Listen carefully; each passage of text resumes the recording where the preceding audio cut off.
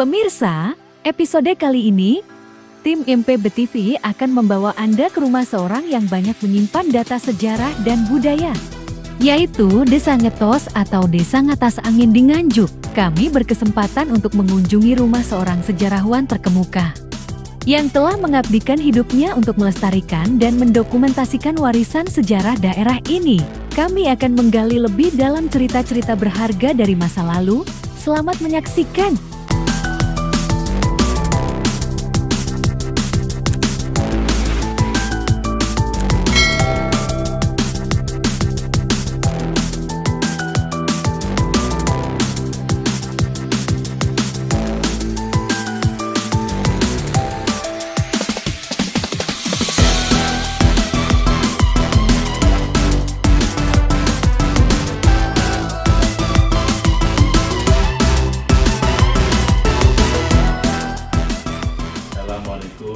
Waalaikumsalam.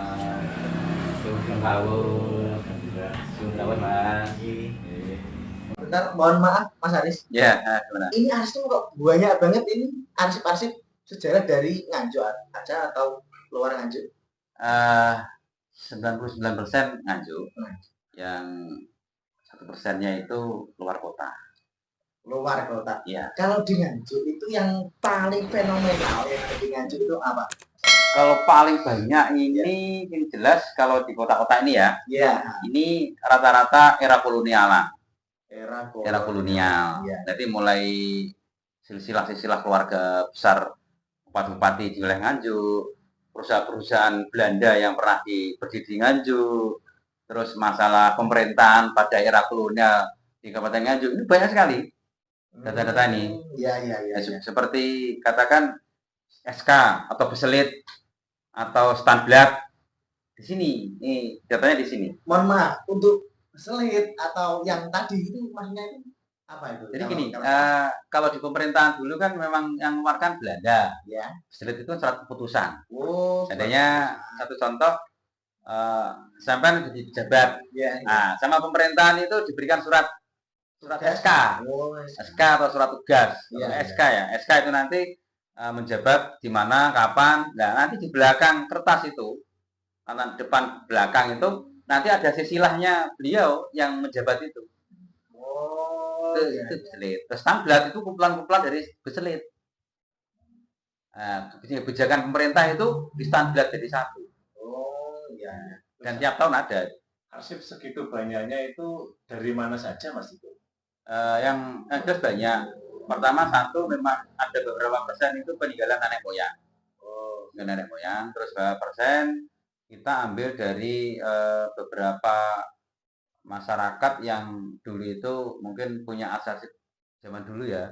Nah, kita minta ada yang diberikan secara langsung, ada juga kita harus mengopi. Ya. Tapi kalau kita kopi secara otomatis berarti sejarah itu penting bagi kami, bagi pemerintah kabupaten atau masyarakat. Tuh, minimal kita digitalisasi lah. Mohon maaf Mas Aris, itu yang arsip pemerintah Kota Surabaya itu isinya itu sejarah di Kota Surabaya seperti apa? Yang sebenarnya itu kemarin kota ini sebenarnya kan kota kita kan kerjasama dengan kearsipan ya. Oh iya. Kearsipan dari pemerintah Kabupaten Nganjuk, kita dapat fasilitas kota-kota ini ya. Jadi sebenarnya kita sering koordinasi, sering kerjasama, sering penelitian, sering kajian, pembuatan buku tiap tahun di lapangan. Akhirnya kita dengan banyaknya arsip segitu banyak, kita juga saling mengisi. Jika kami tidak punya, kita nanti mungkin bisa koordinasi dengan arsip Perpustakaan Kabupaten Nganjuk. Juga sebenarnya juga sama. Ada di sana kita nggak punya, kita punya, kita kasih. Sebabnya apa? Saling mengisi, saling membutuhkan. Nah, soalnya kayak seperti ini juga sama. Dalamnya itu sebenarnya itu data-data yang dari provinsi sana yang kita nggak punya, kita ambil dari sana. Kita bawa sini untuk apa? Untuk penelitian di Nganjuk. Di Nganjuk nggak ada data itu. Mengambil dari kota sana. Dari Surabaya. Iya, otomatis dari sana. Kalau kita di Nganjuk nggak ada, nanti ambilnya entah bisa di keraton, entah nanti di arsip nasional seperti itu. Ada juga yang berapa persen itu mengambil dari ambil dari apa ya?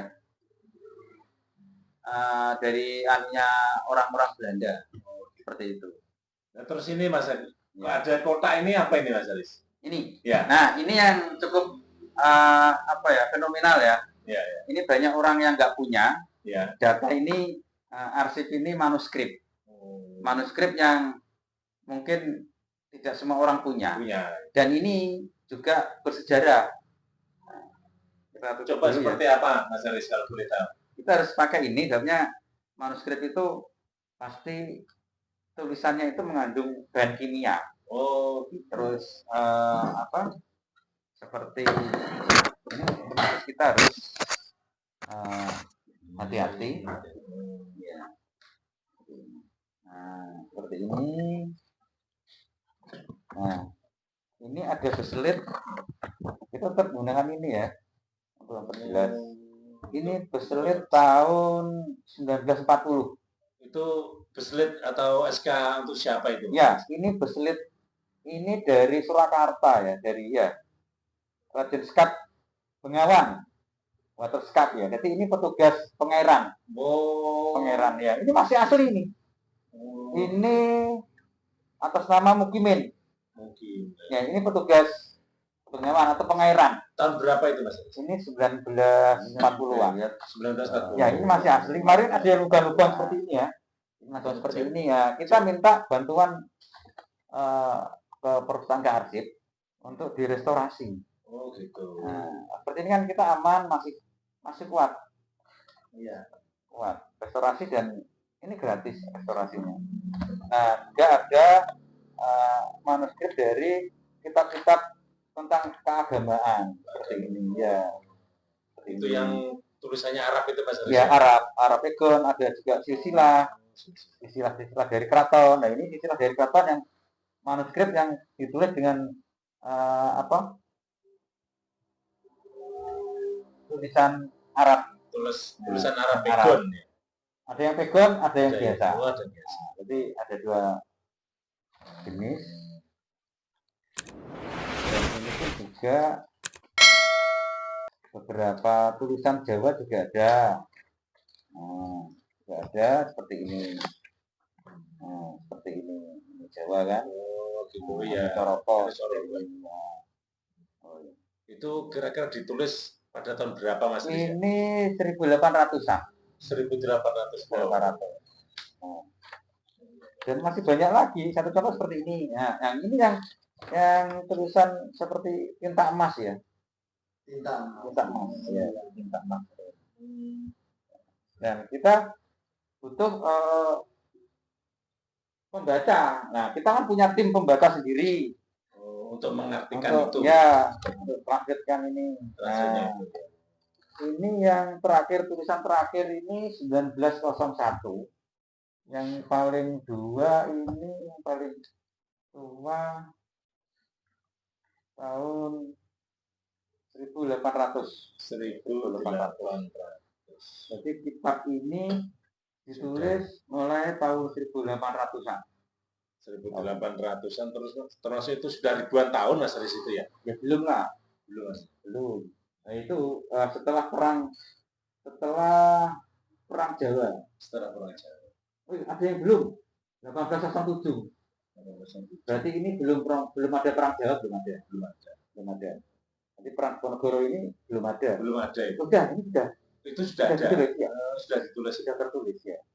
Kitab selama itu kok masih disimpan itu dulu dari mana Mas? Banyak yang peninggalan dari keluarga. Oh, dari keluarga jenengan sendiri. Iya. Jadi termasuk ini pemirsa, Mas Aris ini termasuk seorang sejarawan yang ada di Kota Nganjuk. Beliau termasuk juga keturunan dari bangsawan juga. Jadi Mas Aris ini juga memiliki kitab-kitab kuno yang ada di negeri Ngatas Angin atau Kota Nganjuk. Itu Mas Aris ya? Ya. Ini yang ada satu lembar manuskrip. Yang ini menceritakan gegernya Dimbrebek ketika ada perampokan. Oh, ini gitu. Ini cukup fenomenal pada masa itu. Ya, ya, ya, ya, ya. Kejadian pada tahun berapa, Mas? 1820 1820. sebelum perang Diponegoro. Ya. Mas Aris, selain data untuk arsip, mungkin Mas Aris mempunyai koleksi-koleksi benda purbakala atau peninggalan-peninggalan sejarah banyak. itu banyak sekali ya. Banyak. Oh ya, ya, ya, ya. Nanti. Nah, ini kan buku-buku ini kan ada yang buku Belanda itu banyak.